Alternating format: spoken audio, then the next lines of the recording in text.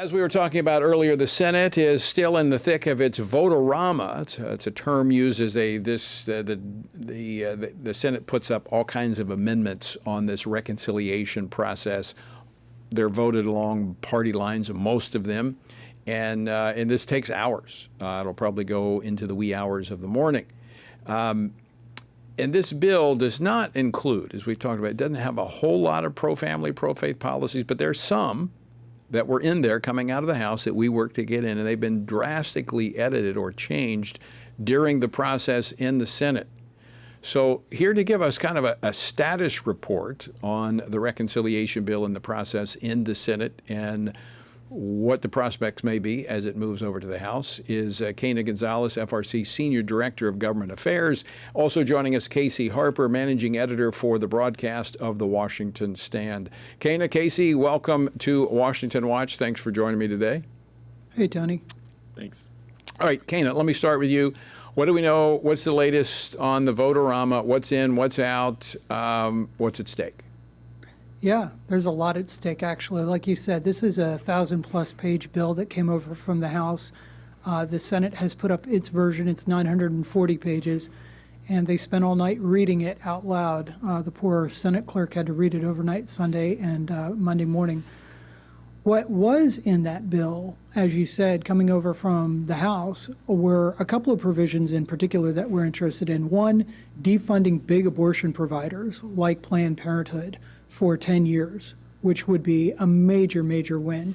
The other is defunding gender transition procedures permanently. Both of those provisions made it out of the House very strong, and both have been weakened or gutted in the negotiations in the Senate. All right, so I was talking earlier with Congressman Greg Steube, obviously conservative, especially. He's the one that carried the women's sports bill, so he's strong, as they would say back in Louisiana, garlic milkshake. But the reality is that they want to get something through, and they're going to be jammed like they're often jammed. But it won't take much to upset the apple cart. Do all of the Republicans go along with whatever the Senate sends over? Yeah, like you say, the Senate is going to try and jam the House. Whatever they send over to the House, they're going to say, now you guys have to pass exactly what we did. But of course, Tony, that's not how legislation works.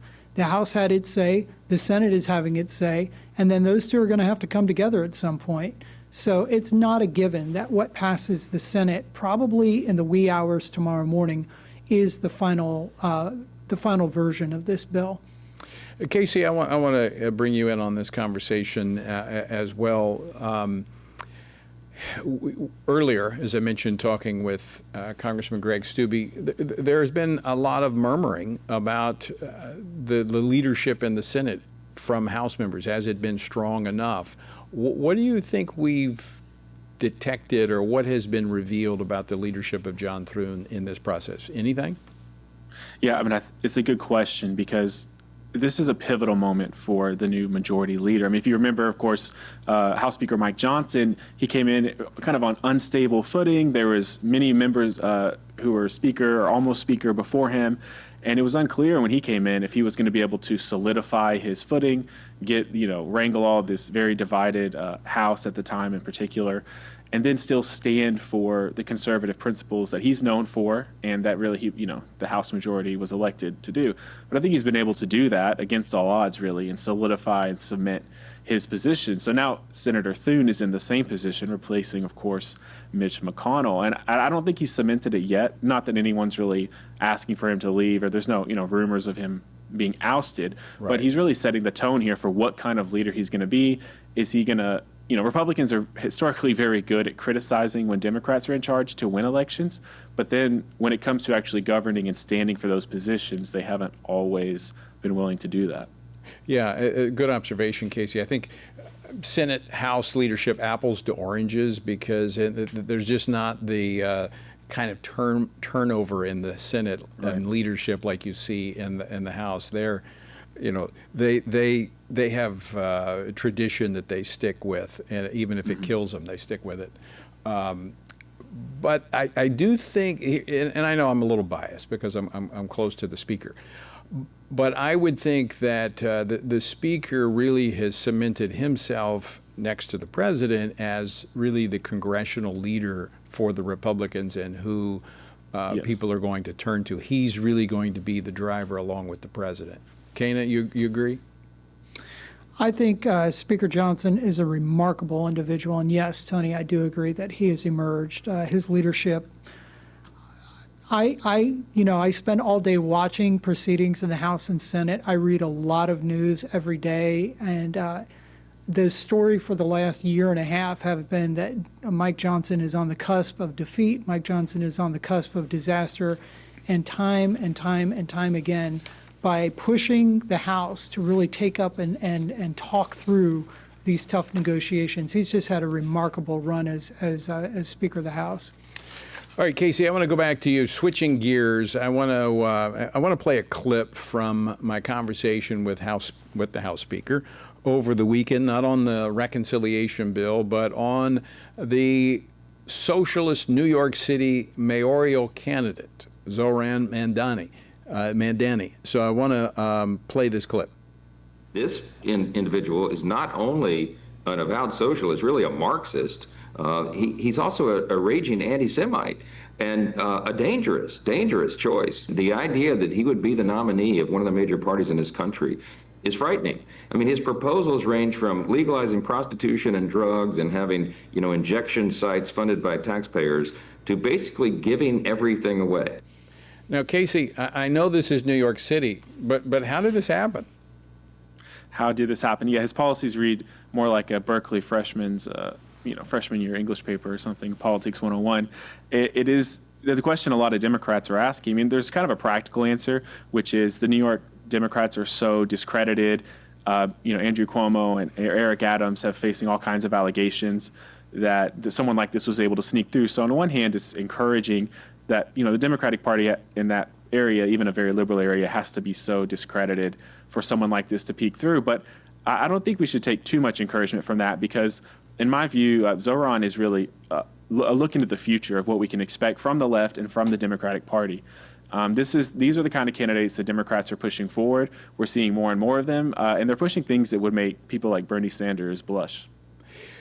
So let's talk about some of the more concerning aspects of his platform, what he's actually proposing. Now, I know a lot of people can make statements, but I mean, he's actually calling for policy ideas like hiking property taxes for richer, whiter neighborhoods to pay for free stuff for the rest of the city. Yes, yeah, he's brazenly saying, and he even used that language wider. We're not kind of reading into his statement. He's saying taxing one race to pay for another, which is kind of shocking language to us here. But I think, again, this is kind of the natural conclusion of a lot of what we're seeing.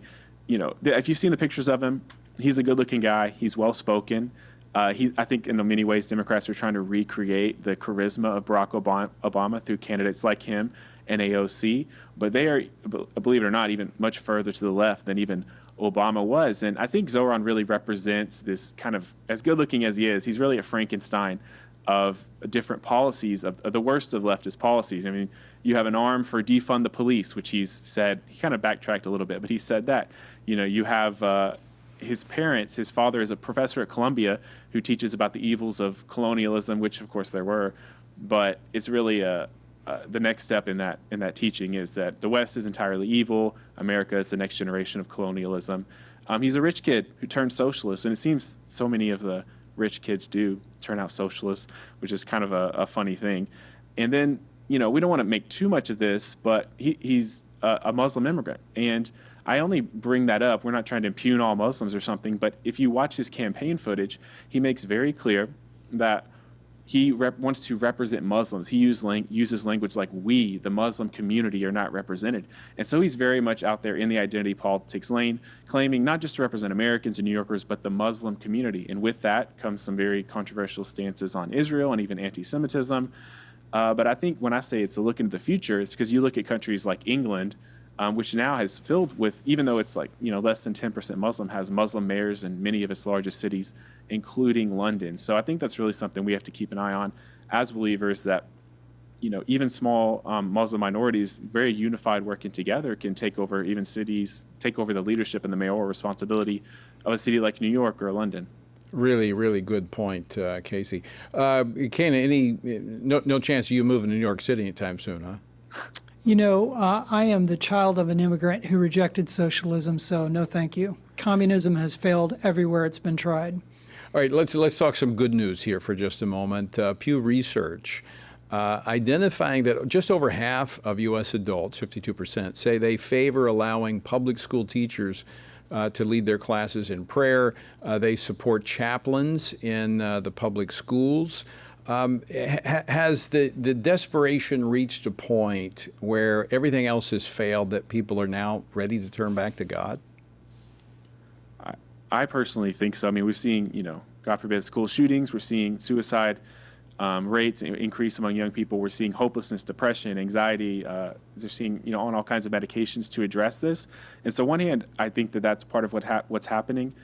On the other hand, I think it's sort of been a myth that Americans oppose prayer in schools. This poll is encouraging. You're tempted to see a poll like this and say, oh, wow, there's a resurgence in America. And actually, there is a resurgence in America in faith. But Americans have not been as opposed to prayer in schools as the media has led us to believe. There was a vocal minority and then some bad court rulings that really took prayer out of school, not an overwhelming uprising. And so part of why they're being more vocal now is that hopelessness you referred to, Tony. And then also, we've seen now that this idea that the school classroom is a level playing field or a place where politics and religion can't enter is a myth, because they took prayer out of schools and then they replaced the Bible with the LGBT flag, and they replaced prayer with the mantras of Black Lives Matter and Pride and different DEI teachings. And so religion never actually left school. It was just replaced from Christianity to wokeism or liberalism. Quena, from a policy standpoint, we've seen some significant changes between 2010, 2020, a lot of pro-life laws at the states. But now we're seeing a lot of pro-Christian religion that respect it, as Casey was saying, allowing it back in, like the Ten Commandments. So there's a lot of public policy that's behind this now, that there is this, I guess, a shift in the courts, a shift in the public willingness to speak out on these things. That's right, Tony. Laws like the ones we're working on across the country right now to allow school children and their parents to opt their children into religious teaching at a local church, for example, are passing in state after state. I think Governor Abbott in Texas just signed one into law in the last 24 hours. But really the most encouraging thing to me on this front, Tony, is the rise of revival on college campuses and among youth in schools. That is where the change is really going to come from. Yeah, good point, Quena. Also, I'd throw into that more young men are turning to reading the Bible and following its teachings, which are leading them to a personal relationship with Jesus Christ. So if you can get the young men to pursue God, to come into relationship with Him, it's going to change the dynamics of the family for generations to come. Quena, Casey, thanks so much for joining us today. Thank you. Thanks, Tony.